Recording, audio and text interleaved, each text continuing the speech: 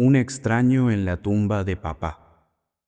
A mis 42 años, yo vivía en Mountain View. Era ingeniero en sistemas, tenía una esposa a la que adoraba y estaba a punto de ser padre por primera vez. En esas circunstancias, me tocó hacer el viaje de regreso a Ocala, Florida, lugar donde nací y viví durante 18 años. Llegando a Ocala, me dije a mí mismo que debía tratar de grabar cada detalle en mis retinas y en mi memoria, porque estaba seguro de que sería mi último viaje allí. A los 18 años dejé Ocala para ir a la universidad y a los 20 la vida me golpeó con la muerte inesperada de mamá. Mi padre se casó de nuevo 3 años después y desde entonces yo había vuelto solo en 2 oportunidades. Yo fui muy unido a mamá y era hijo único. Venir a visitar a mi padre y a su nueva esposa no me atrajo nunca como un plan per se. Papá varias veces me pidió que lo visitara más seguido, pero yo siempre estaba ocupado con, ya sabes, la vida. Ni siquiera puedo decir que Maureen, su nueva esposa, no me cayera bien. En realidad, apenas la conocía. Es más, creo que a mamá le hubiera gustado que papá no estuviera solo. Y para mí también fue beneficioso que alguien más cuidara de él, por lo que Maureen no era el problema. Lo que realmente me alejaba de mi pueblo era el recuerdo que tenía de papá. Había algo que no nos permitía comunicarnos como dos seres socialmente equilibrados y maduros. Parecía que hablábamos diferentes idiomas. Mi padre había sido muy duro conmigo, a veces rozando la crueldad. Solo por nombrar, tengo 3 recuerdos muy marcados de mi infancia. El primero eran los jueves de ducha fría. Por supuesto, teníamos agua caliente en casa, pero los jueves yo me tenía que bañar con agua helada. Alguna vez me lo vas a agradecer, me decía. La vida a veces nos juega malas pasadas y cuando suceda, acuérdate que puedes con eso. El segundo recuerdo es que a mis 5 años, durante varios domingos seguidos, le pedí a papá que me llevara a la calecita. Esperó a que cumpliera 6 años y fuimos 2 domingos seguidos. Pero llegábamos al borde de la calecita y él me hacía mirarla desde afuera, para que aprendas a que no se puede tener todo en la vida. Todo lo demás yo lo tenía, es cierto, pero moría por tener ese recuerdo con papá en la calecita. Nunca más le pedí que me llevara, por lo que el dulce recuerdo de nosotros dos intentando sacar la sortija como todos los demás niños no pudo ser. Y yo bien sé que no fue por falta de dinero, porque papá estaba muy bien económicamente. El otro recuerdo creo que fue todavía peor. Yo lo había despertado de su siesta con un juguete que hacía ruido, y aunque lo apagué inmediatamente, sabía que él se levantaría de mal humor. Él no dijo nada, pero esa noche, sabiendo que me encanta el helado, trajo medio kilo de helado de chocolate, mi favorito, casi diría que era el único que comía, y se sentó a ver una vieja película en blanco y negro mientras yo lo miraba.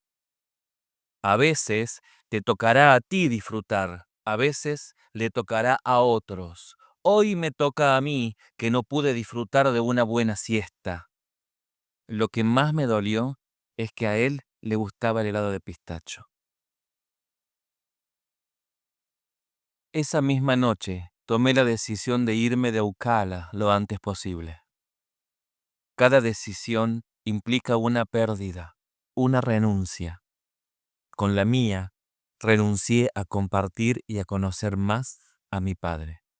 Ya de adultos, la mayor parte del tiempo la relación con papá fue cordial, pero distante. Yo lo respetaba mucho, pero no podíamos comunicarnos como padre e hijo, ni podría decir que nos queríamos. No recuerdo si alguna vez me abrazó a mí o a mamá. La falta de cualquier contacto físico creo que fue lo que selló la enorme distancia emocional. Si alguna vez quiso a alguien, fue a sus caballos. Con ellos sí parecía tener amor incondicional. Nada remotamente similar podría decirse de su familia. De hecho, yo solía sentir celos de sus caballos cuando veía cómo los acariciaba con sus manos delgadas y largas, cómo su rostro se transformaba por la ternura con la que les hablaba. No lo hizo nunca conmigo. Cuando volví a Ocala, después de su muerte, Maureen se había ido a vivir con una de sus hermanas y me había dejado a cargo de la venta de la casa. En una semana me encargué de vaciarla, dejarla limpia, arreglar un par de cosas y ponerla a la venta.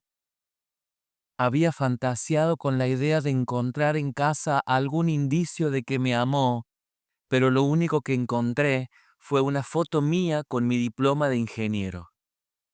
Recordé que ese mismo día se la envié y casi le escribo: ¿Viste, papá? Ya no voy a necesitar tu dinero para comprar mis propios helados.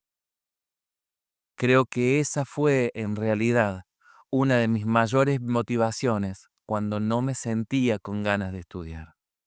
Estaba ya a punto de regresar a California cuando pensé que, si esa era mi última visita, debía pasar por Good Shepherd Memorial, el cementerio de mamá, y por el Temple Beth Shalom, donde se encontraban los restos de papá. Mi padre era judío y mi madre católica, por lo que estaban en dos cementerios diferentes. Ni siquiera esto me hiciste fácil, le dije en voz alta mientras conducía. Luego sonreí al pensar que seguramente yo termine inaugurando un cementerio para ateos. Quería creer, siempre quise, pero no pude.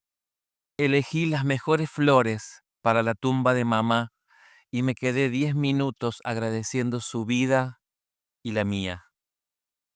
Con mamá no tenía demasiado pendiente, pero la visita a papá iba a ser diferente, y yo lo sabía. En los cementerios judíos es costumbre poner una piedra sobre la tumba cuando uno va de visita. Estas son más permanentes que las flores y sirven para procesar el duelo como cierre de una etapa. Un amigo mío, que es judío, bromea y dice que además son más baratas. Estaba casi llegando a donde mi padre está enterrado cuando vi a un hombre de mediana edad poniendo una piedra sobre una tumba cercana a la de mi padre, que estaba inusualmente llena de piedras. Pero cuando me fui acercando, noté con enorme sorpresa que esa tumba llena de piedras era la de papá. Él no era de tener muchos amigos. Se había retirado hacía ya varios años y yo no recordaba ni siquiera amigos de su trabajo. Solo practicaba equitación y no hacía ninguna otra actividad hasta donde yo sabía. ¿De dónde habían salido entonces tantas piedras? ¿Quién las habría dejado allí? ¿Quién era ese extraño en la tumba de papá? Cuando volteé a mirarlo, él ya estaba lo suficientemente lejos como para llamarlo y preguntarle. Fui a la administración, compré una vela Yahrzeit y fui a su tumba. Su lápida estaba grabada con su nombre, su fecha de nacimiento y de muerte, y dos palabras que él repetía a menudo pero que yo desconocía el significado. Tikkun Olam. Me dispuse a hablar con él y decirle muchas cosas que nunca le dije en vida. Cuando me di cuenta, habían pasado más de 25 minutos. Creo que nunca había estado tanto tiempo hablando con papá. Era una comunicación claramente unidireccional, pero me sirvió sacarme muchas cosas de adentro y decirle que, aunque no me lo había pedido, yo lo había perdonado hacía mucho tiempo y que esperaba que Hashem, su Dios, si es que existía, hubiera hecho lo mismo. Le pedí perdón por no llegar a tiempo a despedirlo y estaba genuinamente arrepentido. Le di las gracias por mi vida, por haber cuidado de mí y de mamá, por las noches y las siestas, sonreí, sin dormir. Le conté un poco de mi vida, de la casa en venta, y también le dije que una vez vendida la casa, seguramente ya no volvería, pero que igualmente yo no creía que él estuviera allí. Cuando me di vuelta para regresar al carro, el extraño que había visto en su tumba estaba parado detrás de mí, a una distancia muy prudente, y comenzó a acercarse. Muy respetuosamente, me preguntó si yo era Joshua, y le dije que sí. Eso me dio pie para preguntarle quién era él y qué hacía allí. Imaginé por un segundo que tenía un hermano al que nunca había conocido, pero él, como adivinando mis pensamientos, se encargó de aclararme que no estábamos relacionados. Sin embargo, siguió, hay mucha gente que quiere conocerte. Te esperábamos en su entierro. Estaba terminando algo que no podía esperar, le expliqué, y me llevó varios días dejar todo listo para volver a Ocala. Entiendo, respondió. ¿Tienes tiempo para una cerveza? Claro que lo tenía. Nada quería más en ese momento que escuchar la historia que él estaba por contarme y que comenzó de esta forma. No te conozco de nada, pero creo saber lo que estás pensando, Joshua, o mejor, todas las preguntas que tienes en tu mente. Probablemente pienses que la persona con tantas piedras en su tumba no puede ser la misma persona que tú conociste, que contigo fue totalmente distinto. Todos lo sabemos, porque él nos relató algunas cosas un poco inverosímiles, pero él nos aseguró que así fue la relación entre ustedes. En su momento, él creía que era la mejor forma de prepararte para la vida, y lo único que consiguió fue poner distancia entre ustedes. Dijo que en aquel tiempo él realmente creía que estaba haciendo bien y seguía pensando que así fue, pero sentía que tú no lo habías comprendido de esa manera. Muchas veces quiso hablar contigo, pero no se dio. Entonces, se dedicó a otra cosa. El hijo del cuidador de sus caballos es autista, y él, como buen curioso e inquieto que era, se puso a estudiar e introdujo en Ocala la equinoterapia. ¿Sabes lo que es? Y lo que se desprende del nombre, es decir, una terapia que involucra caballos.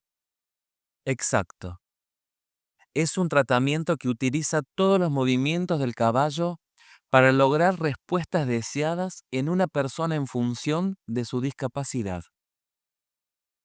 El caballo es una base dinámica de soporte sobre la que la persona puede controlar sus movimientos aceptando pasivamente los movimientos del caballo. Durante sus últimos años, él y Maureen se dedicaron por completo a hacernos la vida más fácil. Yo solo soy un psicólogo y por tanto mis conocimientos de mecánica y o construcción son muy limitados, si no nulos. Pero tu papá ideó sillas de montar que sujetan mejor a los discapacitados. Estos, además de la alegría y la diversión, mejoran la atención, la concentración, la postura y o la integración social, dependiendo de la discapacidad. Además, se ocupó de que todos en la sinagoga donaran estribos, bridas, cabestros, riendas, arneses y hasta un lote para construir el cuadro de aparejos cerca de los establos. Construyó todas las rampas necesarias en el predio, lo cual facilitó la llegada de todos los niños con parálisis y o parálisis cerebral del área. Todos comenzamos donando unas horas a la semana y actualmente hacemos mucho más que eso, gracias a su estímulo y su dedicación. Hay psicólogos, arquitectos, carpinteros, padres y madres de familia, cocineros y hasta transportistas, varios en sus carros particulares, porque el lugar está bastante alejado de la ciudad. Yo no podía creer lo que estaba oyendo. Ese no era mi padre. No lo estaban describiendo a él. Joshua, yo sé que tu padre no era un hombre fácil. Yo mismo a veces no podía creer lo que decía y tuve grandes discusiones con él, porque tenía una inteligencia muy superior a la normal, pero parecía haber venido al mundo para detectar los errores de todos los demás.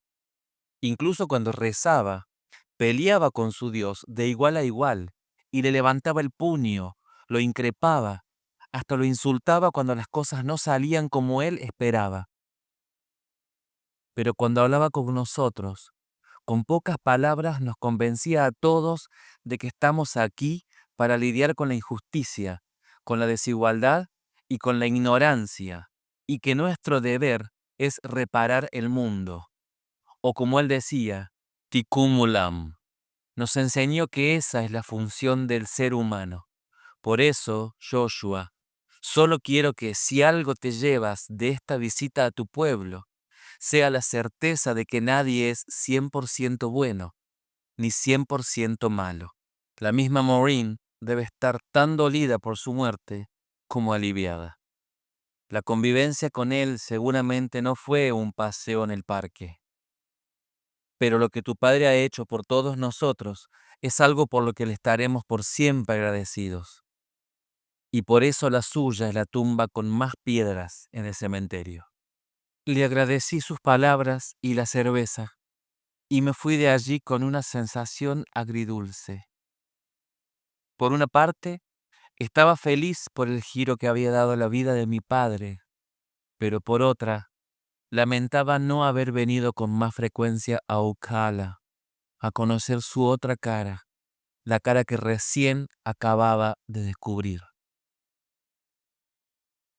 2 meses después, fui invitado a una celebración en su honor. Fui con mi mujer embarazada de 6 meses y me sentí tan orgulloso de papá que mi mujer, al notarlo, sugirió ponerle su nombre a nuestro hijo. Hoy, hace apenas 2 semanas que nació Eliahu y ya mostró signos de una inteligencia superior. Mi esposa se ríe cuando le digo que no estoy seguro de cómo sentirme al respecto. Y es cierto, pero ahora al menos puedo sentirme feliz y orgulloso del paso de mi padre por el mundo, cosa que no podía hacer unos pocos meses atrás. Sigo sin creer en su Dios ni en el Dios de mamá. Ellos decían que Dios era el mismo, pero cuando veo a Eliahu sonreír, siento por primera vez ganas de que Dios exista y de llevarlo a la calecita todas las veces que quiera. Hace pocas semanas, Eliahu tuvo un pequeño accidente doméstico que nos sacó la paz por varias horas y me descubrí a mí mismo hablando con alguien, cuestionándolo. No puedo decir que ahora creo. Sigo siendo totalmente ateo, pero tal vez, a mi manera, también yo le estaba levantando el puño. No somos parecidos, papá, pero mira cómo vengo yo a saber que tampoco somos tan diferentes.